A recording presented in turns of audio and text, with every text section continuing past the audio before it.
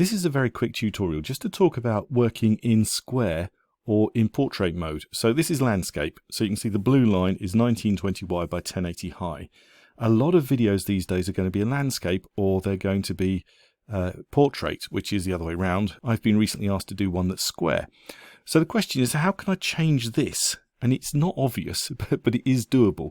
So you'd have thought you'd go to the controls or you go to the project settings or whatever, but actually that's not the way that you do it.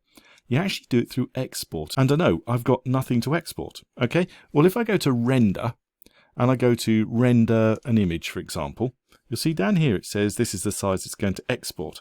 Well, if I unlock this and I was to change this to 1080 and change this to 1080, okay, there it is.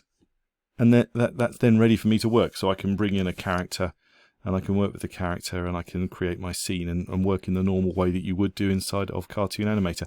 So if you do need to change sizes, the only other one that's quite common is, as I say, the portrait mode. So let me just very quickly show you that.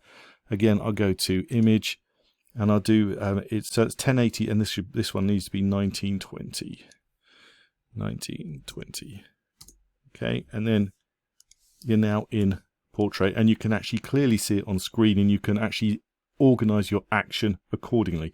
There is one other small change that you can make that's really useful, and that is found in project settings. So if you come down to the little sunshine button at the bottom, you've actually got this one called safe area, and safe area will give you that ability to zoom in and zoom out to be able to see what you're going to be working with and how close you want to get. So that's just another useful one. I think the default setting is 20, but you can move it around just to zoom in and zoom out as you're building a scene. And that way, by working like that, you can actually start off with a very clear outline of what you're going to be working with, and then you're not going to make mistakes. I hope you found this tutorial useful. My name's Andrew Davis, and thank you very much for watching.